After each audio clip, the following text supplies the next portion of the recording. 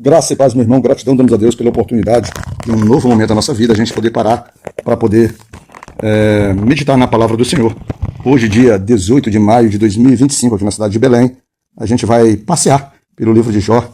O capítulo de hoje do nosso trabalho, ele só tem 6 versículos. Aí eu não sei se isso se torna mais fácil para fazer um devocional ou se torna bem mais difícil, né? Tendo em vista que a gente tem que buscar no Espírito Santo uma profundidade, um clamor ainda bem maior. E nos outros a gente também não precisa. Ou seja, a Bíblia, em qualquer momento, é um desafio fazer devocionais se a gente for ser pautado na nossa inteligência, naquilo que a gente imagina que seja a vida, ou se a gente pudesse comportar, que nem os amigos de Jó aqui, para as nossas observações, para os nossos aprendizados pessoais, aí realmente a Bíblia se torna muito complexa. Mas se você se permitir, não resistir à ação do Espírito Santo, principalmente, e isso é claro, você já tendo descoberto o valor do sacrifício de Jesus na cruz por você, ou seja, por meio da sua aceitação, da sua confissão, do seu arrependimento, da sua aceitação de Cristo como Senhor e Salvador da sua vida e se reconhecendo como pecador e um necessitado real, aí esse poder do Espírito Santo é capaz de te transformar, é capaz de trazer a clareza naquilo que a escuridão da palavra, a escuridão do texto às vezes produz na gente, né?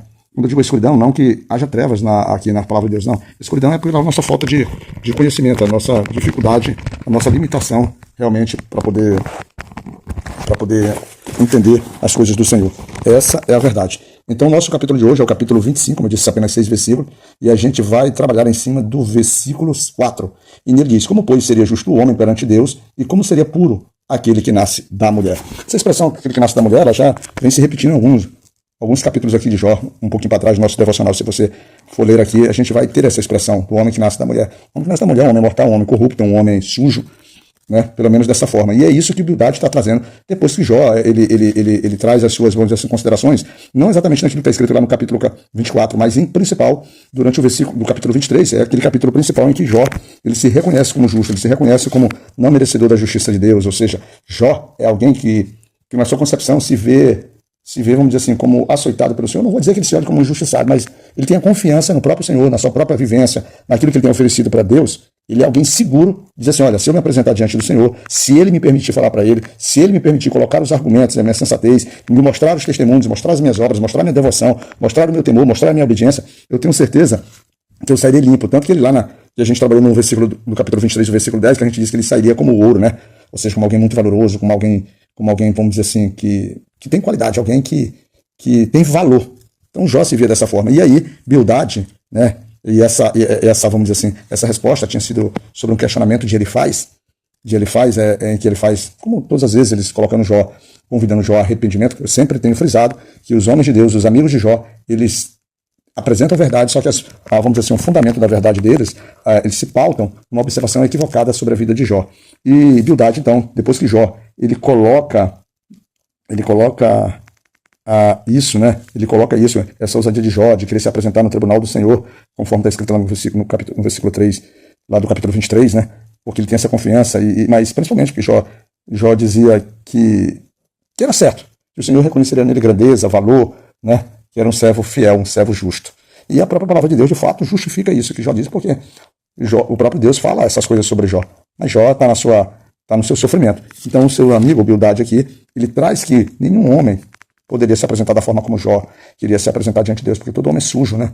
Todo homem é sujo. O Senhor ali, ele tem poder, e no versículo 2 ele diz assim, ó: com ele que estão domínio e temor, ele faz paz nas suas alturas. Ou seja, o Senhor tem domínio sobre tudo. E além dele ter domínio sobre tudo, ele é um homem, ele é um Deus que, ao você olhar para ele, você deveria ter temor, mas não um temor de medo, é um temor de vamos dizer assim, de um sentimento de pertencimento, né?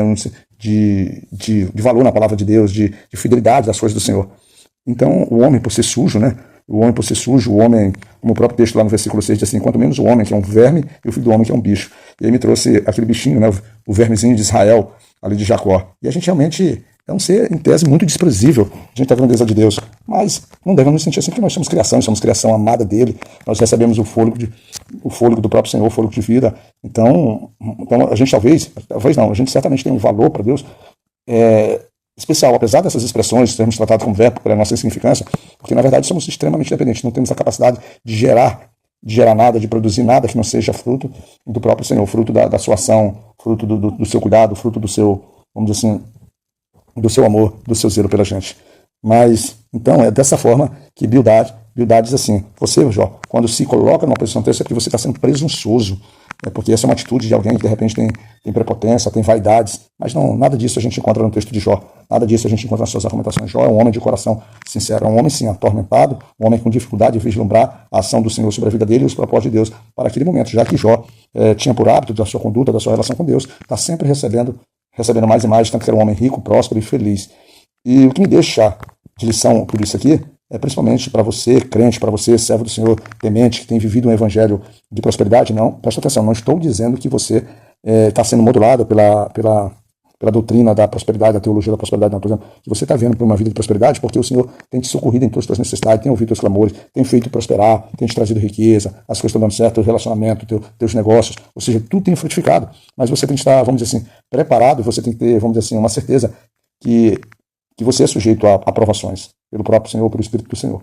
E a partir do momento que você for sujeito às provações, você tem que estar pronto, apto, consciente, certo, justo e íntegro, para que você possa ter a firmeza que Jó tem para dizer assim, olha, eu me apresentarei diante do Senhor, porque eu sei que o que eu estou passando é fruto da vontade do Senhor, e não fruto das minhas perturbações, dos meus medos ou das minhas práticas delituosas que afrontam a santidade de Deus.